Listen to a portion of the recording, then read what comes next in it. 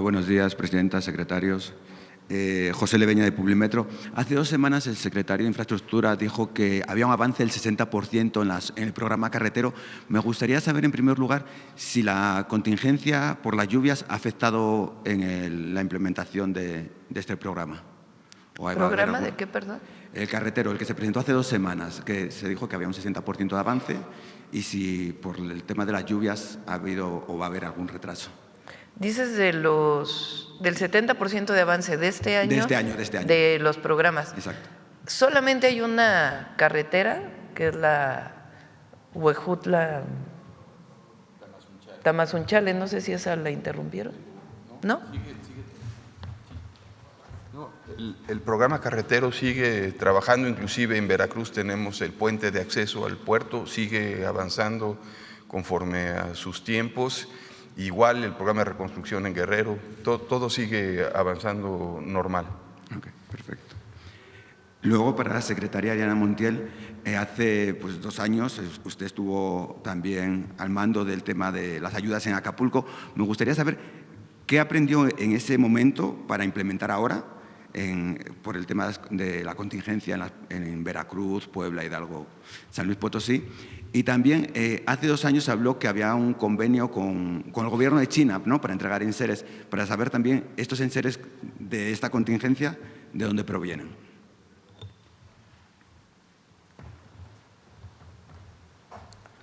Sí, efectivamente, hace 2 años llegamos a Acapulco el 25 de octubre, por la instrucción del presidente López Obrador. Estuvimos durante 1 año, justo cuando ya veníamos a la toma de protesta de la presidenta, acaeció el siguiente huracán, que fue el huracán John. Entonces estuvimos cerca de 13 meses en Acapulco.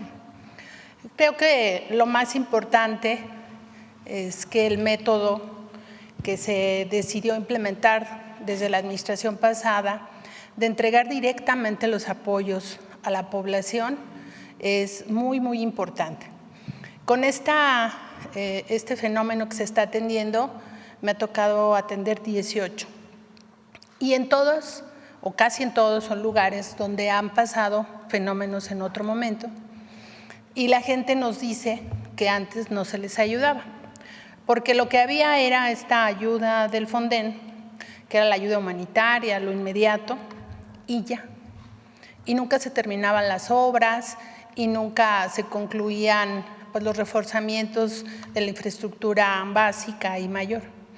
Entonces, creo que el mayor aprendizaje es confirmar que la política que se ha implementado para ayudar a las personas, que se haga de manera directa, sin intermediarios, es fundamental para este programa, para todos, pero especialmente para este programa, porque las familias saben en qué van a invertir sus recursos y podrá avanzar de manera más rápida la rehabilitación, la reconstrucción de las comunidades. También nosotros nos hemos preparado, todas nuestras brigadas ya tienen experiencia y hemos sistematizado. Detrás de todo el trabajo en campo hay un trabajo técnico detrás. Tenemos preparados los formatos, los sistemas, el control de la información y también pues nosotros representamos un número importante cuando llegamos a las comunidades. En Acapulco llegamos a ser 8,000 servidores y servidoras de la nación en el momento más grande de la crisis. Y nosotros pues también tenemos que estar en un lugar y ya tenemos un grupo de trabajo que se encarga de la logística nuestra, un grupo que se encarga de coordinar los formatos, que es muy importante. Y quiero decir que acaba de concluir nuestra auditoría de estos programas del 23 y 24 y nos observaron 7 expedientes de un número muy importante de pagos y apoyos. Entonces, estamos siempre reforzando que los recursos pues tengan toda el soporte documental. De tal manera que para nosotros ha sido una experiencia muy positiva. De hecho, estamos escribiendo un libro desde entonces, porque es un método de trabajo, pero sobre todo una mística de trabajo de nuestros compañeros y compañeras, servidores y servidoras de la nación, que bueno, pues todo el esfuerzo nace de ahí, de jóvenes, mayoritariamente mujeres, que tienen convicción en ayudar a la gente. Así que pues creo que hemos aprendido mucho. Ya 2 años del huracán pues nos ha marcado en general al equipo de trabajo, porque pues sabemos ya también realizar los temas sobre la marcha. Nuestra presidenta pues nos ha dado la indicación de pagar inmediato, y eso es algo que se ha implementado ya con ella, y hemos sido más rápido en la entrega de los apoyos. Así que pues eso hemos aprendido y seguramente vamos a seguir aprendiendo. Este fenómeno, que es 5 estados, pues nos implicó instalar 25 campamentos y algunos caminando con sus cosas durante varios días, así que también la organización logística de cada estado, de cada delegado, pues aquí importa mucho. Así que pues sirva el momento para agradecerle a todo el equipo de la Secretaría, a la Sedena, a la Marina y a la gente que nos ayuda a poder ayudarla. Gracias. En el caso de los enseres todavía queda, digamos, en la reserva de defensa, un número importante de enseres, y vamos a esperar a completar el censo para ver si se necesitan adquirir más. Presidenta, el pasado jueves Donald Trump y su gabinete dieron una conferencia de prensa. Se vuelven a incrementar las tensiones en el continente, especialmente en Latinoamérica.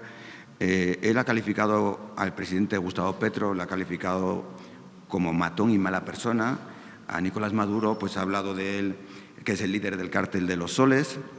De Milei, bueno, dice que el país está muy mal, pero que él está tratando de hacer lo mejor que puede. De usted se refiere muy diferente, dice que es una mujer valiente, extraordinaria, que él tiene gran respeto por usted, pero dice que México está gobernado por los cárteles del narcotráfico. E incluso dijo que va a pasar a la ofensiva, que va a tratar a los miembros dijeron que van a tratar a los miembros de los cárteles como si fueran miembros de ISIS o Al-Qaeda. ¿El gobierno de México ha respondido a este tema, a esta posible ofensiva del gobierno de Estados Unidos? Lo hemos manifestado y lo seguiremos manifestando. Nuestra Constitución y nuestra convicción, en el caso de México, es siempre la defensa de nuestra soberanía. El diálogo con Estados Unidos nos ha permitido pues establecer un acuerdo de coordinación que tiene como eje central el respeto a nuestra soberanía y a nuestro territorio, y el respeto mutuo. El día de ayer sacó Estados Unidos, por cierto, una incautación de armas histórica en su territorio, cerca, bueno, dicen 500 en una publicación, en otra dicen 400. Hoy en el Gabinete de Seguridad se mostraron 500. Son 500 armas que fueron incautadas en Estados Unidos, que es parte de lo que hemos estado planteando en las mesas, que no solamente se hable de la droga que pasa de México a Estados Unidos, sino que también se pare el tráfico de armas de Estados Unidos a México. Entonces, esto es parte pues de la coordinación que hemos alcanzado. Eso por un lado. Por otro lado, nosotros no vamos a estar de acuerdo nunca con una intervención o un injerencismo en los países. Nuestra Constitución y nuestra convicción es muy clara: la autodeterminación de los pueblos. Y cualquier conflicto debe resolverse por la vía del diálogo y la paz. Esa va a ser siempre nuestra posición, siempre. También relacionado con Estados Unidos, la semana pasada entraron en vigor las sanciones del Departamento del Tesoro de Estados Unidos a Intercam, Ciebanco y Vector. Usted ya en julio había dicho que no hay pruebas de estas acusaciones de blanqueo de dinero en estas instituciones bancarias mexicanas, pero ya entraron en vigor la semana pasada. ¿Han vuelto a tener conversaciones con el gobierno de Estados Unidos sobre este tema o quiere decir que ya hay pruebas y se permite que haya esas sanciones? Es que esa es una decisión unilateral del gobierno de Estados Unidos. O sea, el Departamento del Tesoro puede tomar medidas a través de OFAC o de otras instituciones de no permitir que haya transferencias electrónicas. Esa medida la tomaron hace meses. A petición nuestra se fue aplazando para poder pues atender cualquier impacto que pudiera tener sobre nuestro sistema financiero, pero la decisión que ellos toman es una decisión del Departamento del Tesoro de los Estados Unidos. En estos meses prácticamente se vendieron una buena parte o se transfirieron una buena parte de los activos de las 3 instituciones financieras a otros grupos, de tal manera que quedaron pues realmente protegidos, digamos, el sistema financiero nacional o cualquier impacto que hubiera tenido el sistema financiero nacional. Las medidas que tomó Secretaría de Hacienda y la Comisión Nacional Bancaria y de Valores fueron para proteger el sistema financiero, no tuvieron que ver pues con alguna decisión conjunta respecto a al presunto lavado de dinero de estas instituciones. El pasado viernes recibió el premio Princesa de Asturias Graciela Iturbide y el Museo de Antropología de la Ciudad de México, bueno, el Nacional. La Princesa de Asturias mostró su deseo de venir a México al bosque de Chapultepec. Dijo que quiere conocer la cultura mexicana. ¿El Gobierno de México la invitaría a venir a pesar de todo el tema que conocemos anteriormente de la carta que no tuvo respuesta? Con España se tienen relaciones, no se ha roto ninguna relación. Fue hace poco la Secretaria de Cultura, ha ido la Secretaria de Turismo, es decir, hay relaciones económicas, relaciones políticas, relaciones turísticas, hay relaciones. Lo que nosotros siempre hemos manifestado es que la manera en que actuaron frente a la carta que envió el presidente Andrés Manuel López Obrador, que era una carta muy diplomática, solicitando una forma de perdón por las atrocidades del pasado, que lo han hecho muchos otros gobiernos del mundo, fue contestada de una manera poco diplomática y al contrario con una campaña que hicieron contra el presidente López Obrador en España. Nosotros desde la campaña manifestamos que nunca estuvimos de acuerdo con la manera en que respondieron, pero además estábamos de acuerdo en la carta que había enviado el presidente López Obrador. Y pues todavía seguimos esperando esta respuesta. Ahora hay una exposición que está promoviendo la Embajada de México en España, junto con, o que fue aprobada, digamos, por algunas instituciones del gobierno español, de arte indígena, particularmente de mujeres. Entonces, nosotros seguimos promoviendo las grandes civilizaciones que llegaron antes de los españoles, que formaron nuestro país. Las seguimos promoviendo allá para que las y los españoles sepan la grandeza cultural de México. ¿Qué le diría a la princesa, ya que lo mostró públicamente, ¿no? este deseo de venir a México? Bueno, pues vamos a ver. Okay. Y ya por último, ya creo que otra semana más se emplaza, ¿no?, la presentación del Mundial en la mañanera. Ya si habría alguna fecha para que vengan los gobernadores y la jefa. ¿Cómo otra vez? Hoy lunes se va a presentar. Un poquito más el micrófono. Hoy lunes se va a presentar el Mundial, ¿no?, las actividades del Mundial. Otra semana más se emplaza, ¿no? Sí, va a ser en la semana. Lo vamos a presentar en la semana. Había unos detalles todavía ahí de las actividades sociales y deportivas que vamos a hacer en todo el país que todavía no estaban acabadas de cerrar y por eso decidimos esperar. Ya por último, su opinión sobre las elecciones legislativas de Argentina en el que ganó el partido oficialista. Bueno, pues ahí están los resultados. Vamos acá, Hans. Buenos días, presidenta. Hans Salazar, de Noticiero en Redes. Preguntarle sobre estas declaraciones de Ricardo Salinas Pliego. Ya aquí se ha dado una postura muy clara, pero preguntarle qué es lo que usted está leyendo respecto a esta querer enredar y querer hacerlo de esta manera como lo hizo el fin de semana, si es una narrativa que quiere cambiar y hacerse la víctima como siempre se ha hecho. Bueno, primero, y es muy importante porque también hay que mencionarlo, están las declaraciones de Zedillo, un reportaje, una entrevista que le hicieron, en donde dice que en México no hay democracia y que nosotros estamos,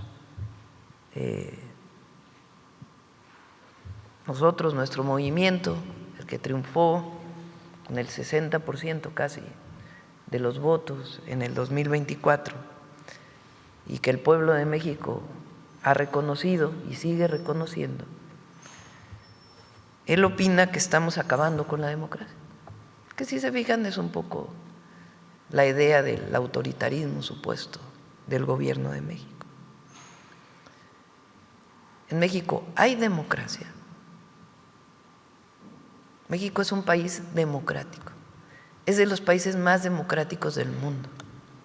En México elegimos al Poder Judicial, al Poder Legislativo y al Poder Ejecutivo. ¿Quién lo elige? El pueblo. Dicho por Lincoln, la democracia es el gobierno del pueblo, por el pueblo y para el pueblo. Eso es la democracia. La democracia se refleja también en las libertades, la libertad de expresión, la libertad de reunión, la libertad de hablar de la presidenta, del expresidente, la libertad de expresión al máximo. Nunca antes en nuestro país, digan lo que digan, había habido tal libertad de expresión. Nosotros que vivimos las épocas del PRI autoritario, de los fraudes electorales, podemos decir, sin temor a equivocarnos, que es el momento de mayor democracia en México y de mayor libertad. Eso para empezar. Hay absoluta libertad de expresión. Aquí no se censura a nadie. La Secretaría de Gobernación no le habla a ningún medio para decirle, por favor, deja de hablar mal de este o del otro, o la Coordinación de Comunicación Social. Libertad de expresión, de reunión, de manifestación, y no hay fraudes electorales. ¿Cómo fue el del 88? ¿Cómo fue el del 2006? ¿Cómo fue la compradera de votos del 2012? Hay democracia y hay libertad. El mejor momento de la democracia y de la libertad en nuestro país. Eso para empezar.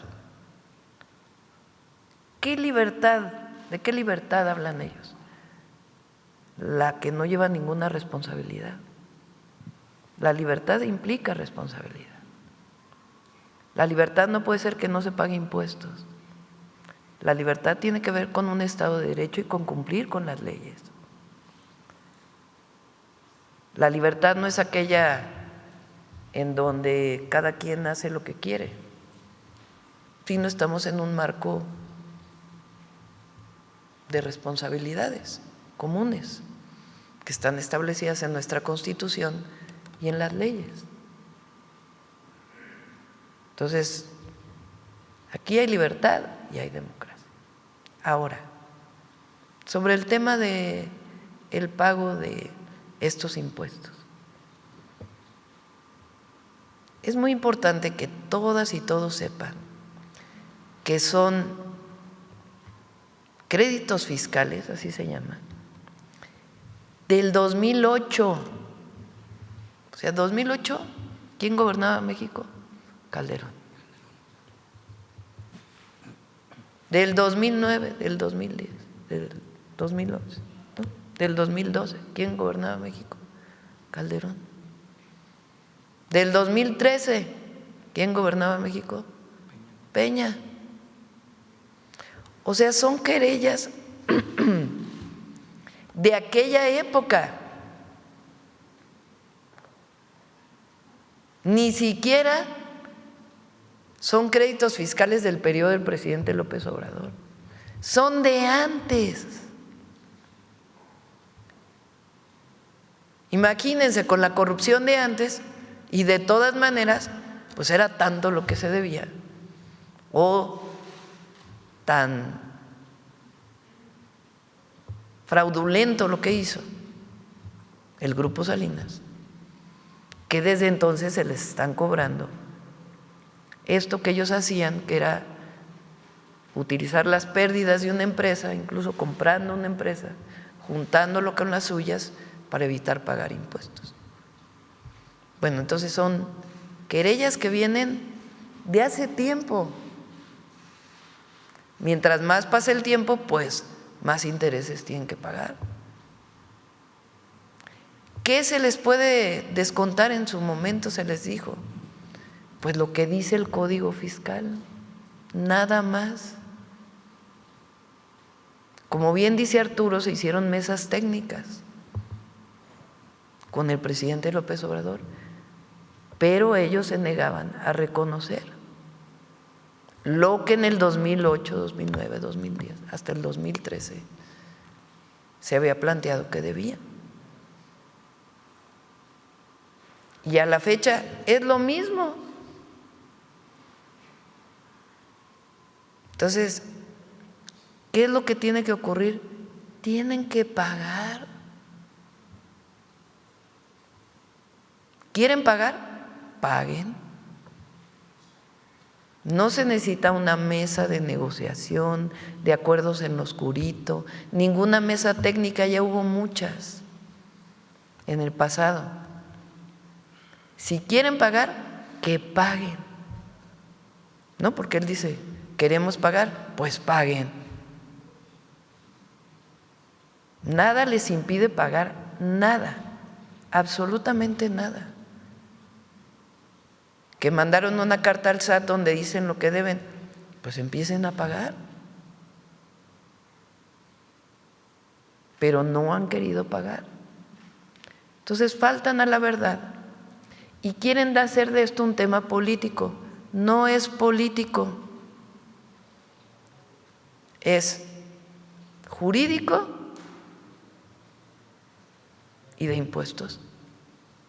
No tiene nada que ver con la política. Ellos son los que están politizando el tema. Si se fijan, nosotros lo único que hemos dicho es, toma chocolate, paga lo que debes. Lo único que hemos dicho es, paga hoy, como diría aquel, hoy, hoy, hoy. Nada les impide comenzar a pagar, nada. Entonces, quieren pues victimizarse, no. Se llama Estado de Derecho. Libertad con responsabilidad. ¿Qué responsabilidad? La que implica una nación, un Estado que tiene leyes y que tiene una Constitución y que nadie puede violar. Entonces, que paguen. ¿Qué digo yo? ¿Quieren pagar? Paguen. Ahí están las oficinas del SAT. Ahí están las transferencias electrónicas que pueden hacer para pagar. Eso es todo. Si en un momento dado en estos adeudos fiscales, porque pues es dinero lo que se tiene que entregar, aclarar, transparentar, y que ellos estuvieran, por ejemplo, en la necesidad de poner en prenda o en, pues sí, para el pago, no sé cuál sea la palabra correcta, la propia televisora, ¿eso también se podría hacer? En el Código Fiscal, el Código Fiscal, si ustedes lo leen, viene exactamente cuáles son los procedimientos en caso de la resolución de la Corte.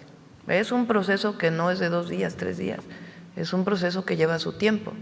Incluso en el proceso se le dan muchas oportunidades a las empresas para poder resarcir pues, la deuda que tienen. Entonces, ahí viene clarito cuáles son los pasos, qué pasos se tienen que seguir. Pero que no politicen un asunto que tiene que ver exclusivamente con el Estado de Derecho, con que se pague lo que deben desde el 2008, 2009, 2010, hasta 2013, que se pague.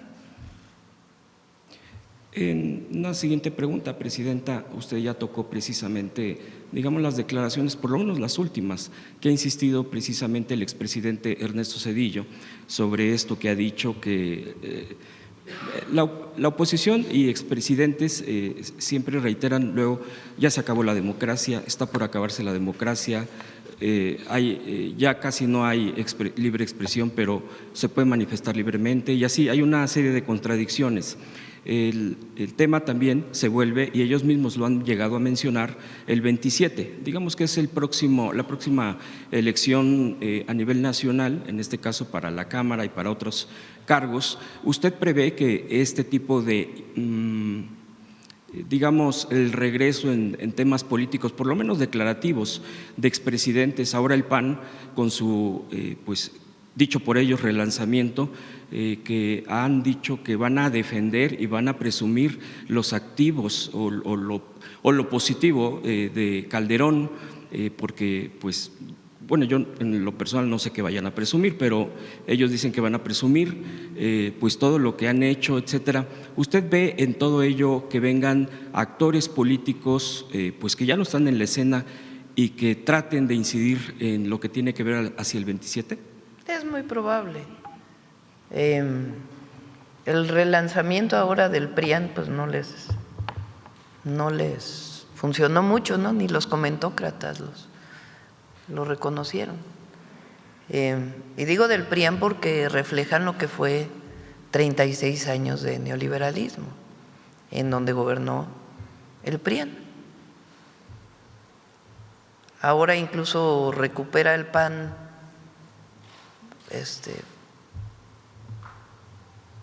símbolos de la ultraderecha, que ya en otra ocasión podríamos platicar sobre eso. Pero miren,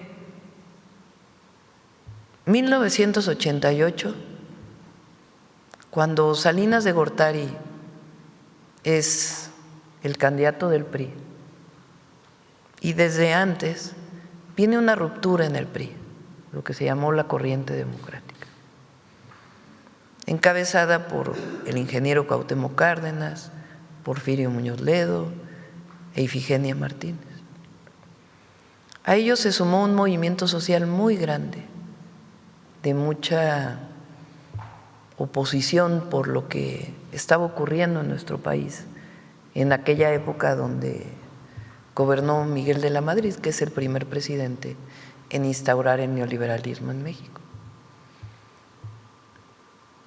Esa elección de 1988 fue fraudulenta, tanto que tuvieron que acabar quemando las boletas para que no hubiera registro o rastro del fraude. Movilizaciones enormes en el país. Sir Salinas llega con un fraude electoral. En 1994 ocurren situaciones de mucha complejidad en la política y en la sociedad mexicana. El levantamiento zapatista, el terrible y lamentable magnicidio, asesinato de Colosio. Y después Zedillo como candidato. Y en cuanto llega Zedillo a la presidencia, todo aquello que había sido México, país del primer mundo, entramos a la Organización de Cooperación para el Desarrollo, somos de las economías más avanzadas del mundo, se acabó la inflación, México entró a un modelo que lo va a sacar adelante. ¡Uas! La crisis del 94. Devaluación, incremento en las tasas de interés. Miles y miles, si no es que millones de familias afectadas por esta crisis. Y Zedillo decide apoyar a los bancos, a los de arriba, a las empresas, a los de arriba, con el FOBAPROA, una deuda privada que la hace pública y que todavía seguimos pagando y que probablemente pagaremos por el resto de la historia de México. por el resto del futuro. Y los deudores, bien, gracias. Pero además, ese rescate se hace con una enorme corrupción, sin transparencia. Dice Zedillo que hubo auditorías, aquí vino Pablo Gómez a explicar cómo esas auditorías en realidad no existieron, ni siquiera fueron reconocidas como tales. El libro del entonces dirigente Andrés Manuel López Obrador sobre el Fobaproa tiene detalladísimo a quienes nunca se debió rescatar y se les rescató en una de las operaciones más oscuras. Bueno, después de eso, hacia el año 2000, cuando termina Zedillo, viene las elecciones y gana Fox del PAN, prometiendo un gran cambio en nuestro país. Tiempo después, el candidato del PRI de aquella época, Labastida, escribe un libro y dice en su prólogo, como lo hemos presentado aquí varias veces, que en realidad al PRI pues nunca se le apoyó, porque Zedillo negoció con Estados Unidos para que le dieran un crédito para resolver el problema de la crisis económica del 94 provocada pues en esta de transiciones a transiciones, en esta transición entre Salinas y Zedillo, pacta él un crédito con Estados Unidos y después Labastida dice que en ese pacto se pactó la transmisión de poderes al PAN. ¿Cuál democracia? Después viene el 2006, después de que Fox se traiciona a sí mismo y a lo que dijo que era con el desafuero de Andrés Manuel López Obrador, viene el 2006 un nuevo fraude electoral. ¿Contra quién es el fraude? Contra el pueblo. No es contra López Obrador o el ingeniero Cárdenas en su momento, contra el pueblo, contra la decisión del pueblo.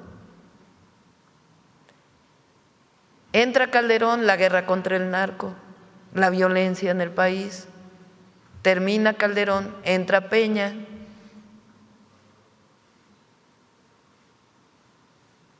También ahí hubo sus acuerdos, con una compra del voto masiva y escándalo tremendo de la compra del voto del 2012. ¿Cuál democracia? El neoliberalismo en México se impuso con 2 fraudes electorales y la compra del voto, sin respetar la voluntad popular. Así fue. Esa es la verdadera historia. Ahora nos viene a decir Zedillo, expresidente de México, responsable del Fobaproa, y quien se dice que entregó el poder por un acuerdo con Estados Unidos, hablar de democracia. Bueno,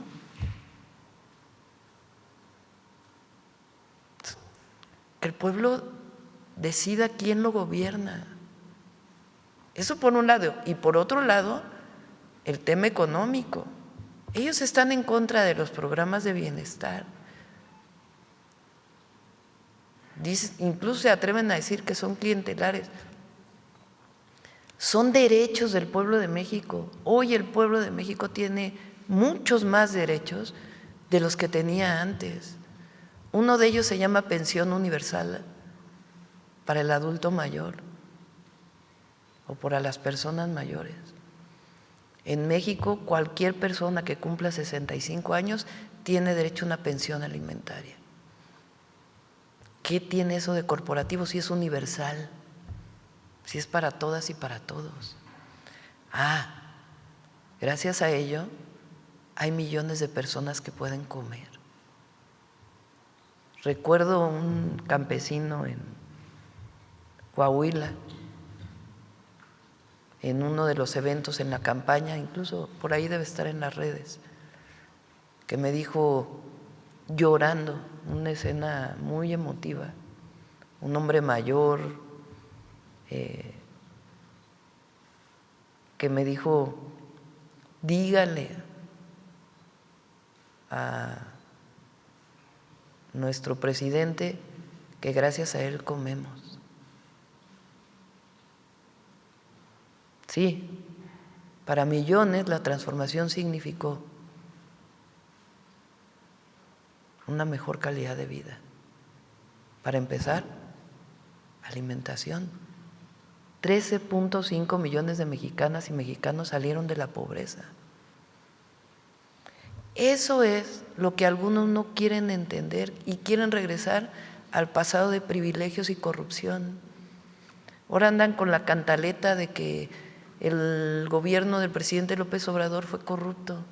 Bueno, ¿de dónde hubieran salido los recursos para todas las obras públicas y para los programas de bienestar si hubiera habido corrupción? Que si hubo un caso u otro, pues no hay impunidad. Pero en esencia, la cuarta transformación significa acabar con el régimen de corrupción y privilegios que había en el neoliberalismo o en imposición del neoliberalismo.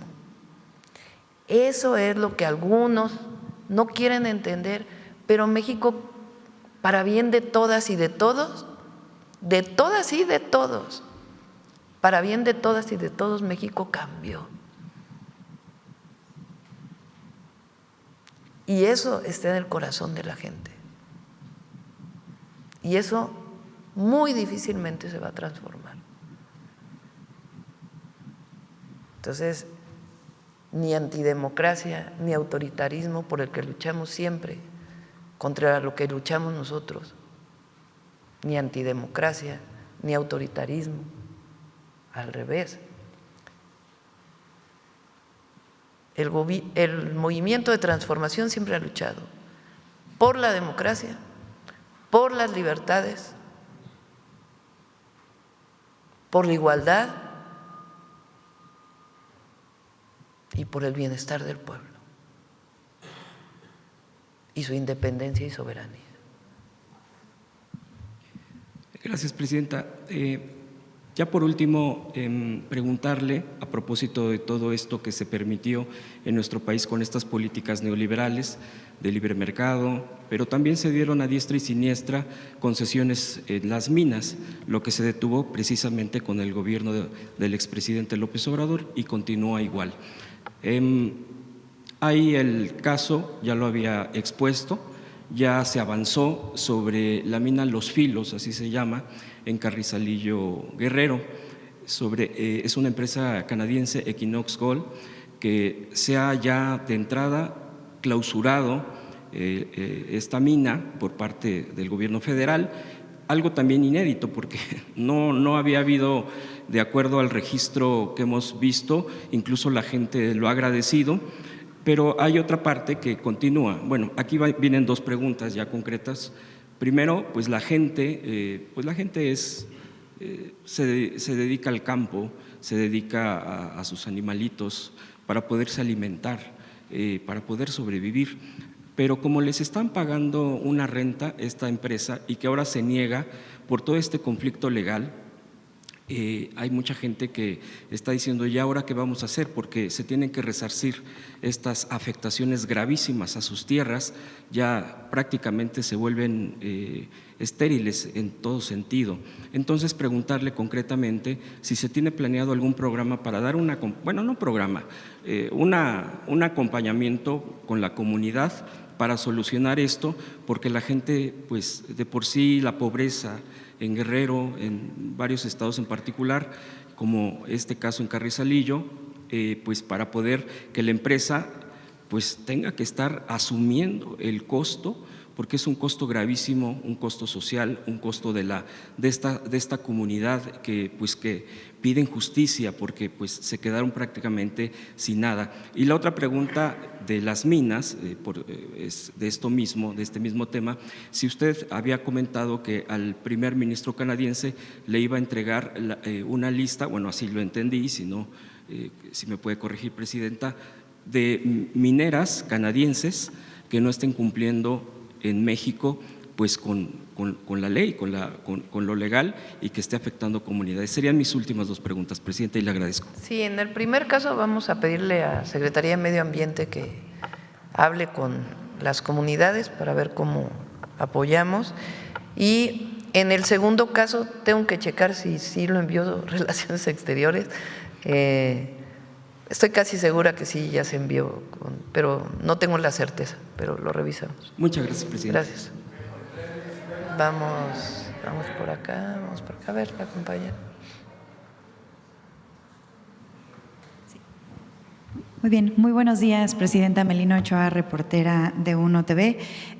Primero preguntarle su opinión. Ayer el Papa León XIV se solidarizó por las afectaciones de las lluvias, las 80 personas que lamentablemente fallecieron, las no localizadas. ¿Qué opinión le merece este mensaje del Papa? Pues agradecimiento por su mensaje.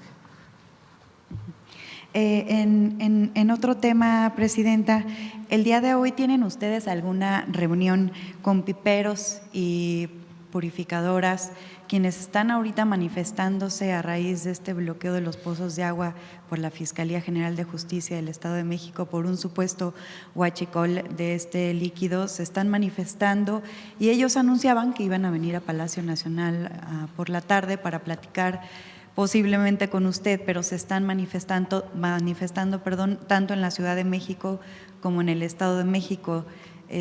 ¿Usted tiene alguna información? Fue un operativo del Estado de México, particularmente de la Fiscalía. El sábado que estuve el fin de semana en el Estado de México y la ciudad, y ahí en Iztapaluca, si mal no me acuerdo, nos detuvieron para decirnos que ellos sí tenían permiso. Entonces estaba la gobernadora, planteó que los iba a recibir el día de hoy y le pedí a Conagua que estuviera pues cerca del gobierno del Estado de México para poder proporcionar cualquier información. ¿Pero ellos vendrán aquí a Palacio o eso todavía no es un hecho? No tengo información sobre ello, pero es del Estado de México. O sea, fue un operativo de la Fiscalía del Estado de México y está Conagua para poder apoyar en lo que se necesite. Presidenta, sobre los agricultores que también amenazan con bloqueos y cierres carreteros en todo el país, ellos exigen un pago justo por sus cosechas. ¿Qué opinión le merece? Se les va a hacer una propuesta. El día de hoy se ha estado trabajando con ellos por parte de Agricultura y Desarrollo Rural y hoy tienen una mesa de trabajo y se les va a hacer una propuesta. Respecto a Estados Unidos y estas negociaciones… ¿Qué tiene que ver? Porque es importante. El precio de los granos cayó muchísimo este año y se espera que el próximo año también disminuya. En el periodo de cuando inicia la guerra en Ucrania, el kilo o la tonelada de maíz estaba más de 7,000 pesos. Ahora está sobre 3,100 y pico, 3,200. Entonces, pues es una disminución enorme. ¿Qué es lo que pasa en México? Por el tratado se fija el precio del maíz de acuerdo a la Bolsa de Chicago. Y en la Bolsa de Chicago está contenido el maíz amarillo y el maíz blanco. Entonces, cuando cae tanto el precio del maíz, pues evidentemente le afecta a los productores nacionales. Entonces está buscando poderles dar un apoyo, pero también trabajar una propuesta de más largo plazo, que no solo esté pues el vaivén del mercado o del precio internacional del maíz, y que tiene que ver también con el maíz blanco. Bueno, se llama maíz blanco, el maíz criollo, el maíz nativo de México, que no tiene nada que ver con el maíz amarillo que se produce en los Estados Unidos. Entonces vamos a hacer una propuesta integral y además pues ver el apoyo que podemos dar en esta situación tan difícil que están viviendo. Presidenta, sobre lo que usted ya nos comentaba la semana pasada, ¿ya estaba el secretario de Economía, Marcelo Ebrard, a Estados Unidos sobre esta negociación de las barreras está en la no PEC arancelarias? ahora, en esta reunión. Allá se espera que tenga una reunión con su contraparte de Estados Unidos. es importante esto. Hablé con el presidente Trump el sábado y vamos a dar unas semanas más para poder cerrar el tema que ya va muy avanzado de los 54 barreras no arancelarias que están ahí pendientes. Entonces, acordamos hablarnos nuevamente en algunas semanas, porque prácticamente estamos ya cerrando este tema, porque finalmente el 1 de noviembre se cierra aquel plazo que nos habíamos puesto ambos de 3 meses. Entonces, hablé el sábado, una conversación muy breve, y acordamos que en unas semanas más nos volveríamos a hablar. Solamente hablamos esencialmente del tema de lo comercial, ¿no? Entonces, y acordamos que siguen trabajando. Así. Sobre migración o seguridad ya no hablaron. No, ya prácticamente no tocamos ese tema, pues tenemos un entendimiento y nos volveremos a hablar para el tema comercial pues en próximas semanas. Por último, Presidenta, en el tema de salud, la semana pasada ya registraban más de 5,000 casos de sarampión. Entendemos que hay una campaña de la Secretaría de Salud Federal al respecto.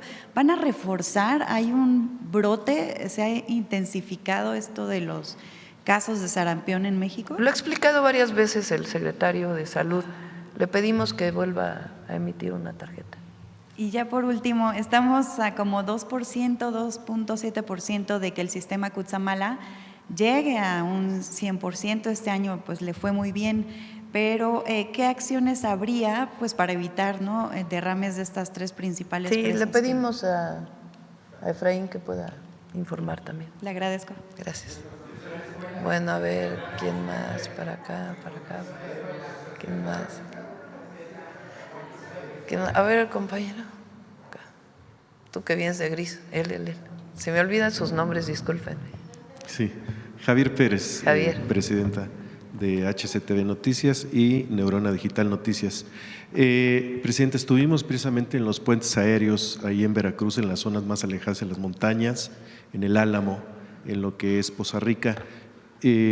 Pues vimos la operación que tienen ahorita la Sedena, la Marina, la Guardia Nacional. Fuimos testigos de primera mano y tanto de recorrer las zonas, del avance principalmente de lo que se está haciendo, las zonas afectadas en las montañas, pues destrucción de caminos, pero algo más allá de eso, Presidenta, la ciudadanía, los campesinos, la gente que vive en las montañas están muy agradecidas, no nada más con las Fuerzas Armadas, sino con la labor que ha emprendido usted a través de las órdenes que usted ha dado a las Fuerzas Armadas para llevar a cabo el apoyo. Le mandan un mensaje ahora sí que desde el Álamo, Poza Rica y las montañas, prácticamente que en la parte de abajo de las montañas algunas poblaciones fueron arrasadas por el agua, pero sobre todo me llamó la atención la solidaridad que tienen ahorita el pueblo de México con las Fuerzas Armadas y con su gobierno. A flor de piel, con lágrimas en los ojos, le mandan el mensaje de agradecimiento y me permito pues enviárselo en este momento. Hay una parte, Presidenta, en donde medios de comunicación han pues hecho noticias fake de que no llegaba la ayuda, que las despensas, algunos decían que iban a estar marcadas por el partido político o por su gobierno. Sin embargo, pudimos constatar que se entrega la ayuda en bolsas transparentes, sin ninguna dedicatoria, sin ningún logotipo tanto de gobierno o de algún partido. Sin embargo, nos comentaban algunos pobladores que sí, algunos partidos, que no es Morena obviamente, les han enviado despensas con el logo de su partido, ¿no? Entonces, es eso en este caso. Y también, Presidenta, pues la recuperación, el avance de lo que es la energía, el sistema eléctrico al más del 90% que trabajan. 100% ya. Ajá. En algunas zonas, pues hace unos días todavía no llegaba, sin embargo, pues ya prácticamente llegó el internet precisamente también para la comunicación de todos estos lugares. Me permito darle todo este tema porque pues algunos partidos políticos no han hecho presencia y han denostado su gobierno, han denostado incluso a la misma gente. Sin embargo, le digo, fuimos testigos del avance que ha tenido casi 24 horas trabajando las Fuerzas Armadas, junto con empresarios que no se ha dicho qué empresarios, no quieren que se sepa, pero se han sumado a la recuperación de todas estas zonas en los 5 estados del país. Su opinión, más que nada, y el mensaje que usted le podría dar a la ciudadanía, que para mí, y si me permite un punto de vista muy personal, es la primera vez que me toca cubrir, a diferencia de otras circunstancias parecidas en el país, este tipo de situaciones, en donde está muy marcado el agradecimiento al gobierno federal, a las Fuerzas Armadas, a la misma ciudadanía que se ha sumado a donar colchonetas, enseres domésticos, empresarios que no han levantado la mano para decir yo soy el que doné esto, sin embargo han colaborado con maquinaria, mismas aeronaves, incluso yates o lanchas para dar auxilio, y están agradecidísimos. Lo tengo que decir tal cual, porque varios compañeros fuimos a las zonas de desastre, y quisiera saber el mensaje para toda esta ciudadanía o estas personas afectadas, que algunos hablan náhuatl, no hablan español, hablan en idiomas, y le mandaron mensajes en su idioma de agradecimiento, Presidenta. Primera pregunta. Pues como diría Mújica, hechos, no palabras. No ha descansado ni Jesús, ni Ariadna, ni todos los equipos, el secretario de la Defensa, de la Marina, CFE y muchísimos compañeros que nombramos de responsables en distintas áreas y que han estado de lleno. También, repito, los 5 gobernadores, los 4 gobernadores y la gobernadora de Veracruz, también de primera, han estado al 100. Y pues como ven, el nivel de afectación estamos revisando frente a otras situaciones que ha habido. Los niveles de afectación que hubo ahora son, por lo menos en Hidalgo, no hay memoria pues de una afectación como la que se vivió ahora. Es el estado con mayores problemas para la llegada de los caminos. Hay caminos que prácticamente ¿desaparecieron? Tianguistengo, por ejemplo, la llegada a Tianguistengo a la cabecera se puede, pero Hidalgo se caracteriza por tener muchísimas poblaciones muy pequeñas, alejadas particularmente, bueno, en el norte del estado. Y hay carreteras que prácticamente desaparecieron. O sea, hay que levantar kilómetros y kilómetros del desgaje de la tierra, del desgajamiento de los cerros. Y están trabajando día y noche sin parar, además en condiciones pues muy complejas. Los puentes aéreos que se hicieron para que nadie le faltara alimentación, agua. Ayer se llegó en Ilamatlán, que es el municipio, la única cabecera municipal que seguía cerrada en Veracruz. Y ustedes vieron aquí pues lo que fue el desgajamiento de ese cerro, impresionante, y ya hay paso por tierra. Y yo siempre he dicho que, y ahora que lo he visto de manera directa, decimos que la defensa, la Marina son pueblo uniformado. Y es mucho más profundo que la sola frase. El pueblo de México es generoso, generoso. La generosidad del pueblo es algo único de nuestro pueblo. Pueden estar pasando penurias, siempre darán la mano a su familia y a la familia vecina para apoyarla. Así esté lejos, se da la mano para apoyar. Y la mística con la que trabajan las Fuerzas Armadas en el plan N3, en el plan Marina y en todo lo que hacen tiene que ver con esa generosidad. Es algo que quita el aliento. Los trabajadores de CFE arriesgando su propia vida para poder llevar el servicio eléctrico a las comunidades más alejadas.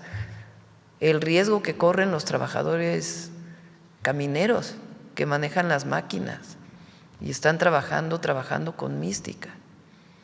Es algo muy especial, eso es lo que luego quien se aleja del pueblo no entiende. Por eso nunca hay que alejarse del pueblo, porque es lo mejor de México. Ahí están los valores. Y esos valores son los que mueven a las Fuerzas Armadas, a los trabajadores de la construcción, a los camineros, a los servidores de la nación, a los trabajadores de CFE, y lo que queremos que siga siendo la esencia de la transformación, la convicción del amor al pueblo y a la patria, es eso. No me queda más que decirle que pues hay mujeres que caminan ahorita 4 horas para conseguir, aparte necesitan ellos pues ropa, pañales, leche, cosas que no van dentro de lo que es lo que le están dando como despensa, ¿no? Entonces, por esa parte, el apoyo a la ciudadanía, porque los caminos sí están hechos pues pedazos, tienen que caminar entre veredas, entonces… Ahora ya se abrieron, ¿quedan cuántos en Hidalgo? A ver si pones el…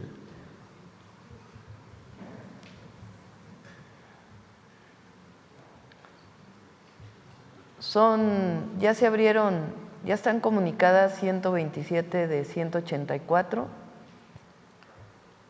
y en Veracruz 40 de 51 y se sigue trabajando. Esperamos esta semana terminar Veracruz e Hidalgo. Se van a quedar algunas regiones todavía, particularmente esta que digo de Tianguistengo, que es la que más afectaciones sufrió de las localidades del municipio, y va a seguir habiendo puentes aéreos. Ahora se está enviando también otro tipo de apoyo. Por ejemplo, en las comunidades de Veracruz, muchas de ellas indígenas, nos dijeron ya no queremos las despensas que lleven latas, sino que por favor mándenos maíz y frijol.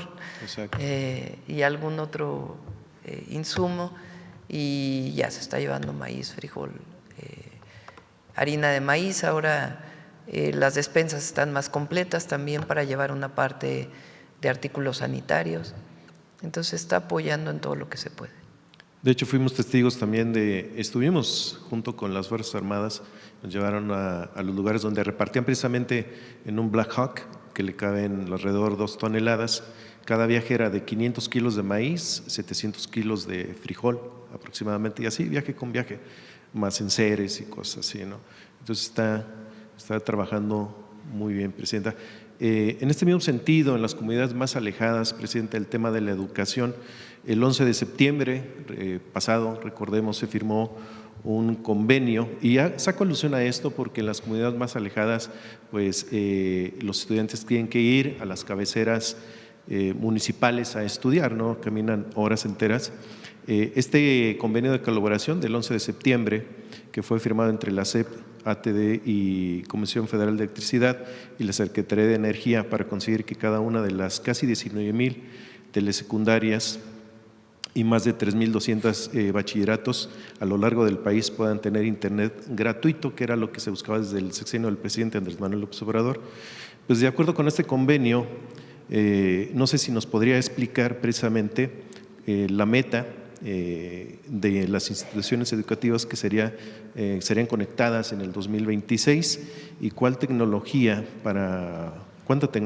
o cuál para asegurar la calidad de internet en las escuelas, sobre todo en las regiones más alejadas. Mañana viene Mario, mañana viene Educación, y si quieren que él nos platique de la conectividad de las escuelas. Sí. Esto le comento también, Presidenta, porque precisamente la comunicación fue muy necesaria en todos estos eventos, y quienes tienen la oportunidad de comunicar no lo hicieron. Lo que son televisoras se dedicaron a denostar en vez de pues poner a disposición sus sedes en las localidades donde tienen transmisión, repetidoras prácticamente. No fueron para, y lo digo a título personal, no fueron para ofrecer sus bases de comunicación, sus sistemas para comunicar a la ciudadanía entre ellos, y había desinformación más que nada en este mismo sentido, Presidenta. Ya tampoco.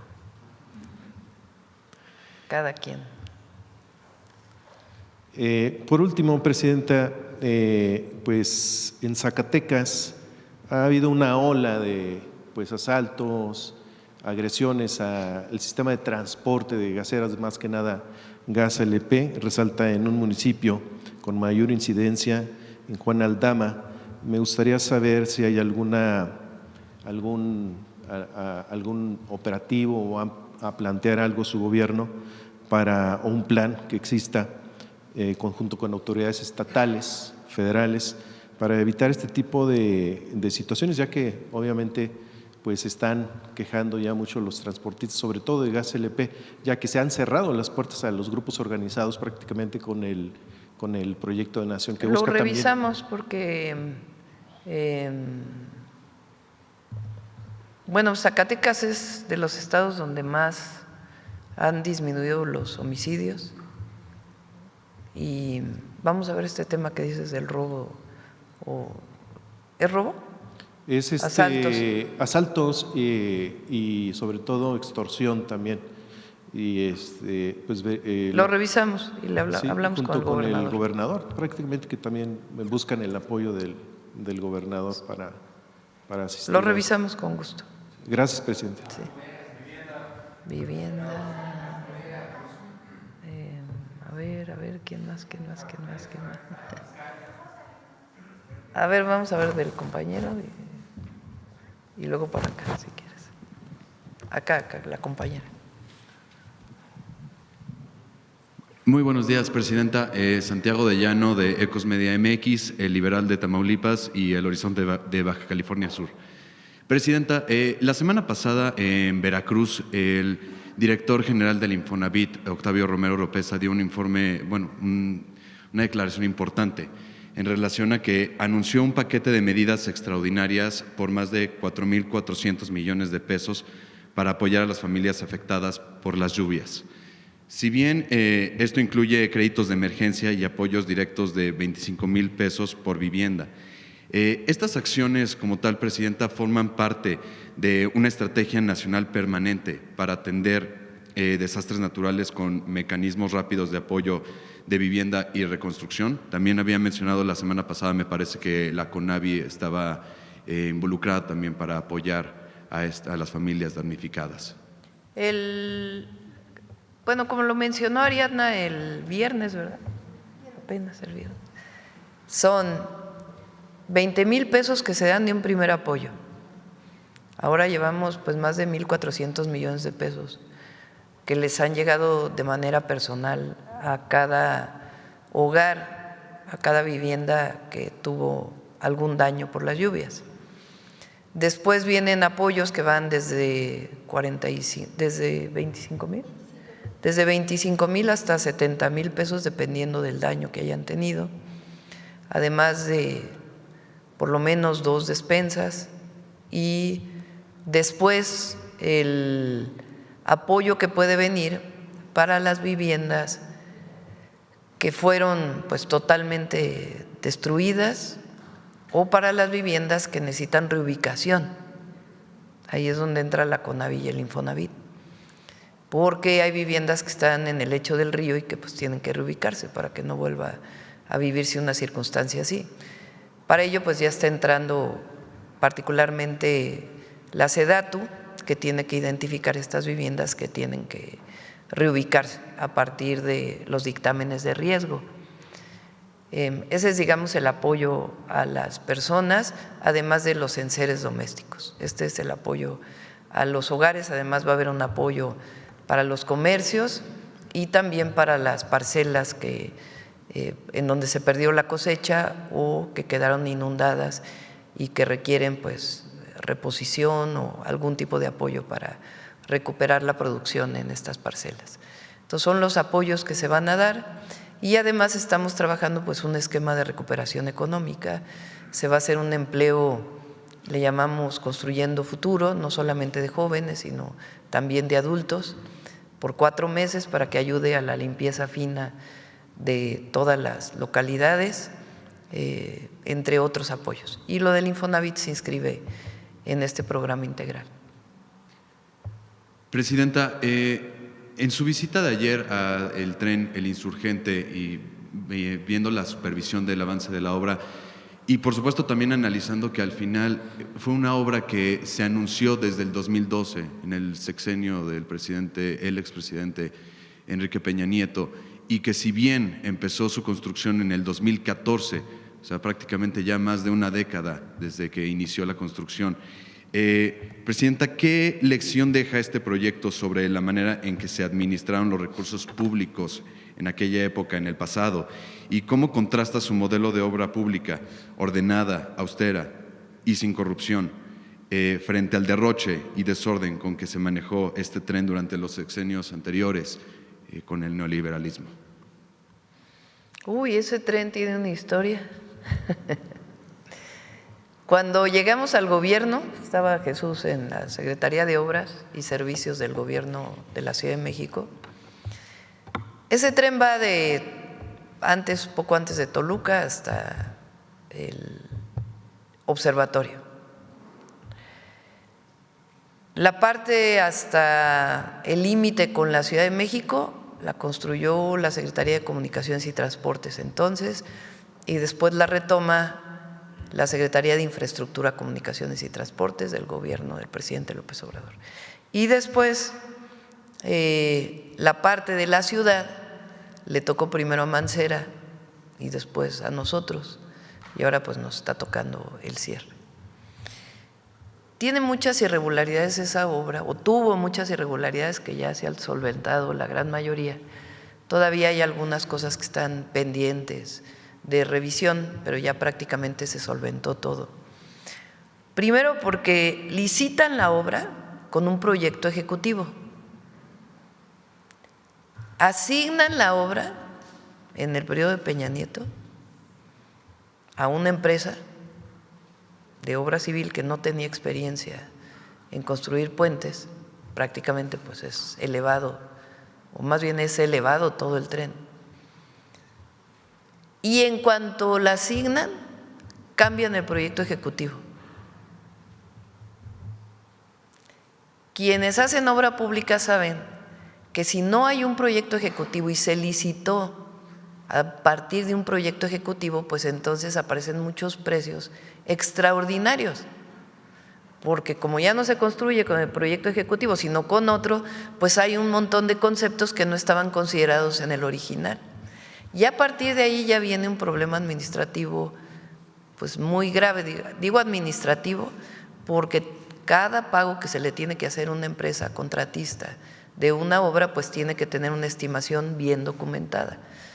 Entonces la documentación para el pago pues se vuelve muy compleja cuando ya es otro proyecto ejecutivo. Ese fue el primer problema.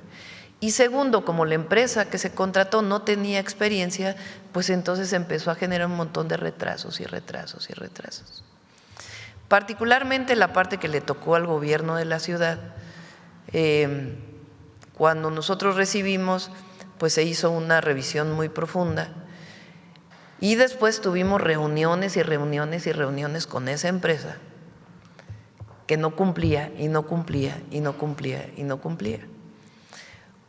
De acuerdo con una ley de obra pública, si rescindes un contrato, pues tiene que venir un proceso muy largo para poder asignar la obra a otras empresas si hay un pleito jurídico. Entonces, finalmente se logró con aquella empresa que ya se desistieran de seguir construyendo de manera voluntaria y poder asignar de nuevo a otras empresas ese tramo. Al final participaron 12 empresas en la construcción del tramo de la Ciudad de México. Y ahí pues le tocó primero a Jesús, o prácticamente a Jesús, todo el tramo, y ahora Clara, o no, ya nos trajimos a la SICT, ya la ciudad dejó de participar y se trajo al gobierno federal la finalización de esa obra. Todo eso pues generó diversos problemas que se tuvieron que ir solventando en el proceso. Es muy distinto a cuando se licitan las obras como se licitaron con el presidente López Obrador o con nosotros, que ya es una situación completamente distinta. Ahora, más allá de eso, que en todo caso algunas observaciones del pasado tendrán que seguirlas solventando quienes hicieron aquellas obras, pues lo importante es que es un tren espectacular, la verdad, cómo quedó. Se van a transportar más de 100,000 pasajeros diarios y conecta Toluca con la Ciudad de México en menos de una hora, en 40 minutos. Ahora el viaje de Toluca a la Ciudad de México por esa carretera, que además es cara esa carretera, es una carretera concesionada, pues es como de 2 horas por el tráfico de la entrada a Santa Fe y después hacia el centro de la ciudad. Ahí se va a llegar directo a la estación Observatorio y de la estación Observatorio se va a poder conectar uno a la línea 1 del metro, que es la línea que también se mejoró y que se inaugura ahora en noviembre en todo su recorrido. Entonces se va a poder venir de Toluca a Observatorio y de Observatorio tomar el metro pues a cualquier lugar de la ciudad, porque la línea 1 conecta pues prácticamente con todas las líneas de metro y con muchas líneas de Metrobús. Entonces una conectividad en transporte público y la verdad es que el tren quedó muy bien y la línea 1 del metro pues también. Y si bien oficialmente la inauguración será a finales de enero del próximo año. Ya está terminada pues prácticamente toda la obra, están en pruebas. Estos trenes requieren mucho tiempo de pruebas para poder pues garantizar que todo está bien, sobre todo por los sistemas automáticos y su certificación, que ya para que suba la gente pues tienen que estar certificados. Gracias, Presidenta. Usted ha destacado constantemente el papel y liderazgo de las mujeres en todos los ámbitos de la vida pública y en ese sentido, en la próxima elección de él o la titular del Tribunal Superior de Justicia de la Ciudad de México, desde hace 40 años con Clementina Gil de Lester al frente, ninguna otra mujer ha ocupado este alto cargo. ¿Cree usted que sería el momento para que sea ocupado de nuevo por una mujer? Ay, sí, no me meto, ya que decidan, que decidan ahí los magistrados, ¿no? Sí. Y ahora sí, por último, Presidenta, en Europa se ha discutido una ley que permitiría escanear todos los mensajes privados de los ciudadanos, eliminando el cifrado y abriendo la puerta al espionaje masivo.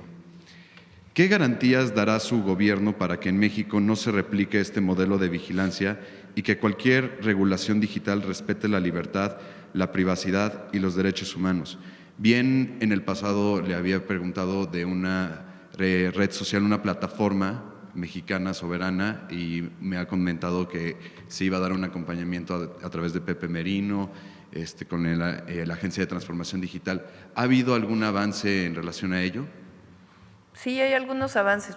Qué bueno que preguntas esto, porque también la derecha y algunos medios han dicho que las leyes que aprobó el Congreso, que enviamos y aprobó el Congreso, con algunas modificaciones, del IFT, de búsqueda, de telecomunicaciones, tienen que ver con vigilancia, espionaje, con que vamos, incluso aquí el detector de mentiras lo dijo el miércoles pasado, es falso. Todo lo que, cualquier acceso que requiera, por ejemplo, el Centro Nacional de Inteligencia a un teléfono, tiene que ser autorizado por un juez. El CNI no puede hacer ninguna investigación por ley o no puede acceder a un teléfono por ley si no es a través de una orden judicial. Incluso no se puede utilizar en un juicio alguna prueba contra un presunto criminal si no viene la aprobación de un juez para alguna intervención telefónica que tiene que ser proporcionada por alguna de las empresas telefónicas que existe. Eso siempre lo tiene que ordenar un juez. No hay ninguna otra forma que se pueda utilizar, incluso, repito, en un juicio, a menos que venga la autorización del juez, no puede presentarse como una prueba. Eso en primer lugar. Segundo, ahora que se va con la CURP, que puede tener datos biométricos de manera voluntaria, tiene que ser autorizado por la persona que sus datos biométricos pueden entrar en la base de datos y solamente pueden utilizarse dentro del marco de la ley. Y también ahora, pues con este nuevo modelo que estamos esperando, la nueva regulación de esta nueva Comisión de Telecomunicaciones, para que los chips no se puedan adquirir sin identificación en los teléfonos, que va a ayudar mucho a la seguridad. Las bases de datos las van a tener las telefónicas, no las va a tener el gobierno, y solamente se puede acceder a ellas en caso de solicitud o autorización de un juez. Entonces, están resguardadas, no hay ningún espionaje a ninguna persona. También la pregunta iba un poco también en torno, Presidenta, que muchos de nosotros, periodistas, usamos los medios alternativos. Vaya, usted usa los medios alternativos de comunicación, las plataformas para la difusión de la Mañanera del Pueblo. Al final son plataformas de empresas extranjeras. Si bien no le preocupa que pudiera haber en algún momento una censura por parte de estas compañías a través de estas redes sociales. Es lo que preguntabas, la segunda parte. Sí está trabajando Pepe Merino en este nuevo desarrollo. Ya va a venir pronto Pepe a informar de varios temas que estamos desarrollando. Muchas gracias, Presidenta. Gracias. Bueno, vamos aquí la compañera, dije, ¿verdad? Presidenta, buen día. Daniela Caballero, de Poder México, plataforma especializada en comunicación política, empresarial y social. Presidenta, la Ciudad de México, Nuevo León y Jalisco se ubican entre las entidades con mejores índices de competitividad y crecimiento sostenido del país. De hecho, rumbo al Mundial 2026 y pues también la importancia que tiene para atraer inversión a México, Nuevo León ha destinado 150.000 millones de pesos en infraestructura deportiva, cultural, turística y también de movilidad. ¿Cuánto? 150.000 millones de pesos. No creo que sea tanto, pero bueno. Esa, bueno, en la cifra que tenemos acá. Jalisco también pues ha invertido en nuevos proyectos hoteleros y en modernización del aeropuerto y de transporte, mientras que la Ciudad de México pues también ha asignado al menos alrededor de 4.000 millones en obras de movilidad, además de la remodelación del Estadio Azteca. Considerando estos avances y también pues digamos otros niveles de desarrollo quizás menores que presentan regiones como Chiapas, Guerrero o Michoacán, ¿qué estrategias se podrían impulsar desde el gobierno para fomentar mayor inversión y también fortalecer el crecimiento económico y turístico, digamos, de manera equilibrada en todo el país, de modo que los beneficios pues se reflejen de manera conjunta en el desarrollo nacional y también más allá de este evento deportivo? Bueno, nosotros como gobierno federal tenemos obra pública en todos los estados del país, en todos, sea de agua, de drenaje o saneamiento, de carreteras, de trenes. Todas las entidades de la República tienen alguna obra con recursos federales y se complementa con los recursos estatales. Evidentemente, pues cada entidad de la República desarrolla autónomamente sus proyectos de desarrollo y ellos definen pues cuánto recurso le destinan a la infraestructura pública. Lo cierto es que tenemos comunicación con las 32 entidades de la República y a todas las estamos apoyando. Muchas gracias. Presidenta, las factureras. Bueno, a ver, ¿quién más? A ver, la compañera, y ya cerramos porque ya son 9:25. Gracias, Presidenta. Buenos días. Karina Vargas, de Reporte Índigo. Presidenta, saber cuál es la respuesta del Gobierno federal a la activación del artículo 34 del Comité contra las Desapariciones Forzadas para determinar si las desapariciones que ocurren en México son generalizadas o sistemáticas. Nosotros no coincidimos, se ha manifestado varias veces, ha habido varios documentos. Lamentablemente, las desapariciones que existen en México están vinculadas con la delincuencia organizada, en la gran mayoría de los casos. No es la violencia del Estado, como fue en los 60s, en los 70s, incluso en una parte de los 80s. No era la desaparición con motivos políticos que hubo en nuestro país, en donde algún activista o incluso las guerrillas que pudieron haber existido en México no fueron juzgadas de acuerdo a la ley, sino que hubo desapariciones forzadas por razones políticas. Eso es muy distinto a lo que ocurre hoy en México, donde no es el Estado mexicano. Claro que hay que atenderlo y por eso pues las modificaciones a las leyes que hicimos y todo lo que estamos trabajando para ese tema. Pero es distinto y eso es lo que nosotros queremos que quede claro en estos documentos de Naciones Unidas, que no queda claro. Eso se ha manifestado varias veces y seguimos pues trabajando con ellos para que sea reconocido de esta manera. Presidenta, en este sentido, ¿se ha tenido un avance en el acuerdo que se tuvo en el Consejo de Seguridad en el que se convocó a los congresos estatales a homologar sus normativas de acuerdo con lo establecido en las disposiciones federales en materia de desapariciones y búsqueda de personas? ¿Cómo otra vez? Sí, ¿hay algún avance en el acuerdo que se tuvo con los gobiernos estatales para que los congresos homologuen sus normativas? Sí, va avanzando. La próxima reunión de seguridad o traemos a los compañeros para que puedan informar. Sí, los congresos se han homologado. Sí, se han activado diversos protocolos y se está, pues la nueva comisionada de búsqueda está trabajando muy de cerca con los colectivos. Gracias. Y ayer se dio a conocer la detención de un ex policía ligado al caso de Ayotzinapa. Saber si además de esta captura hay más avances en esta investigación y si ya hay fecha para la próxima reunión con los familiares de los jóvenes.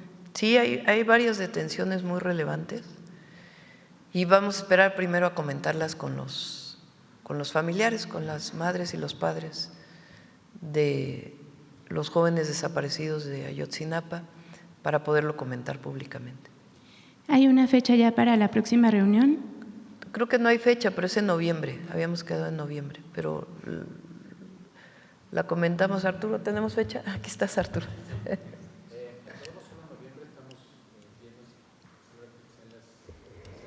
Sí, es en noviembre. Estamos acordando la fecha con ellos, sí, el día exacto. Muy bien. Y, Presidenta, hoy se publica en Reporte Índigo una nota sobre los casos de corrupción cometidos en el Infonavit entre 2012 y 2018 y de acuerdo con solicitudes de información, los casos son tantos que tuvieron que ser categorizados y se espera que aún se descubran más. Primero saber qué le ha comentado el director Octavio Romero sobre el avance de las 150 denuncias penales que hasta junio se habían presentado, según lo que dijo aquí. Pues la Fiscalía, sería muy bueno que informara a la Fiscalía de los avances. ¿Podría emitir alguna tarjeta? Pues la Fiscalía. Muy bien, y de acuerdo con estos datos, de acuerdo con los datos obtenidos vía transparencia, la intermediación falsa o coyotaje es el ilícito con mayor denuncias ante la Fiscalía en estos casos del Infonavit. Actualmente, ¿cómo se está previniendo que se lleven a cabo estas acciones? Pues aquí se ha informado en la mañanera, hay una campaña permanente de SEDATU, del Infonavit, de CONAVI, lo repetimos a todos, cualquier trámite con el Infonavit es de manera directa, no se requiere ningún intermediario como era antes, que se requerían abogados especializados para litigar los créditos o alguna otra circunstancia. Es una atención directa y si se quiere acceder a algún crédito, también de manera directa. No se permiten intermediarios. Gracias. Y finalmente, saber si ya se comunicó o qué mensaje le envía a Sanae Takaichi, quien se convirtió en la primera mujer en ocupar el cargo de primera ministra en Japón. Bueno, pues ahí siguen avanzando las mujeres. Seguimos. ¿Ya se comunicó con ella? No, enviamos una carta por parte de Relaciones Exteriores. Muchas gracias. Sí. Gracias. Gracias a todas y a todos. Vamos con humanismo mexicano. Fue una llamada muy breve, él iba de viaje. A mí me interesaba pues que no llegara el 1 de noviembre sin que nos hubiéramos comunicado y que estuviéramos de acuerdo en que nuestros equipos seguían trabajando y esencialmente fue eso. Es decir, bueno, nos llamamos en cuanto los equipos terminen lo que están revisando en este momento y acordamos eso. Sí, es decir, seguimos trabajando y no hay ninguna situación por lo pronto en donde pudiera haber el 1 de noviembre algún arancel especial. Digo, siempre hay lo que pueda ocurrir con el presidente Trump, pero fue una llamada cordial y los dos acordamos en que íbamos muy bien. Incluso dijimos, vamos muy bien en los temas de seguridad, en los temas de migración y en el tema de comercio. Acordamos y acordamos también llamarnos en las siguientes semanas para ya pues buscar cerrar el acuerdo antes de que inicien las negociaciones de la revisión del tratado. No, fue, repito, una conversación muy breve en donde lo que nos interesaba a nosotros pues era acordar que que el presidente Trump estuviera tanto, igual que su servidora, de que en efecto siguen trabajando los equipos y que nos comunicaríamos pues en las semanas siguientes. No, de la llamada que tuvimos es que vamos muy bien y que nos hablamos en algunas semanas. Gracias. Bueno, gracias a todos. Vamos con Humanismo Mexicano. Muchas gracias, con su permiso, Presidenta. Es un honor estar nuevamente aquí con todos ustedes para recordar aquellos personajes y acontecimientos de nuestra historia que inspiran al humanismo mexicano. Y el día de hoy me gustaría iniciar retomando una frase muy famosa de Vicente Guerrero que dice: la patria es primero. Y es que esta frase refleja la convicción y entrega total con la que muchos hombres y mujeres abrazaron la causa independentista. Entre ellos podemos ubicar a Pedro Moreno, un personaje que vamos a recordar el día de hoy. Fíjense que Moreno era un criollo hacendado de buena posición económica que, fiel a sus ideales liberales y progresistas, sacrificó sus tierras, sus recursos y su propia vida por el movimiento de independencia. De hecho, hay que mencionar que bajo el liderazgo de Pedro Moreno, la causa insurgente sobrevivió en el Bajío entre 1815 y 1817. Pero no lo hizo solo. Moreno contó con el apoyo de Mina, un personaje interesantísimo que también vamos a conocer el día de hoy y que puede considerarse un libertario internacional. A 208 años de la emboscada que resultó en la ejecución de Moreno y el encarcelamiento de Mina, hoy vamos a reivindicar las aportaciones de estos dos insurgentes al movimiento de independencia. Veamos la cápsula de video, por favor.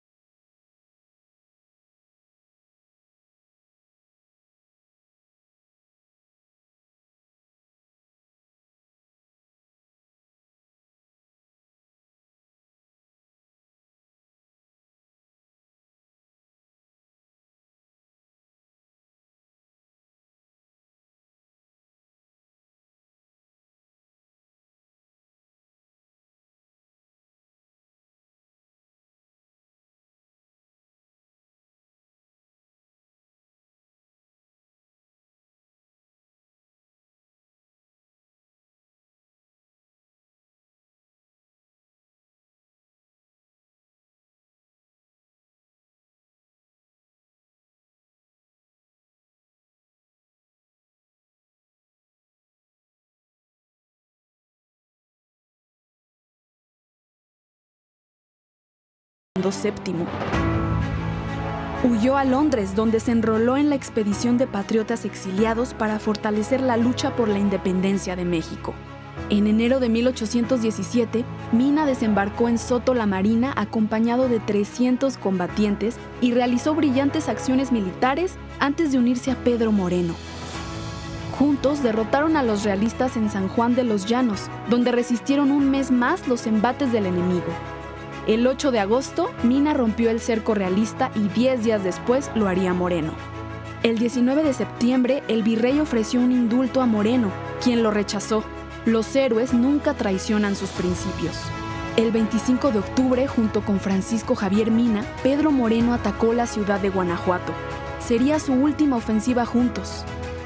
2 días más tarde, el 27 de octubre, fueron emboscados por el enemigo en el rancho El Venadito, donde fue asesinado Pedro Moreno González de Hermosillo, defensor de la patria. Mina será conducido al Fuerte de los Remedios, en Pénjamo, donde sería fusilado el 11 de noviembre. Los restos de ambos descansan en la Columna de la Independencia. En 1829, el Congreso del Estado de Jalisco decidió que Santa María de los Lagos fuera renombrada como Lagos de Moreno, en homenaje a su más ilustre hijo. Moreno y Mina entregaron vida, al igual que muchas más mujeres y hombres, por construir una patria libre y soberana. Su ejemplo nos enseñó que la lucha por la libertad va más allá de las fronteras y el compromiso del humanismo mexicano con los principios de libertad, igualdad y fraternidad. Moreno y Mina son un ejemplo de lucha congruente. Por ello es que debemos mantenerlos en nuestra memoria histórica y, por supuesto, en las bases del humanismo mexicano. Muchas gracias. Nada más para que quede claro el tema voy a recordar lo que él subió a su… Hablaremos con México durante los próximos 90 días con el objetivo de firmar un acuerdo comercial dentro de ese plazo o incluso más.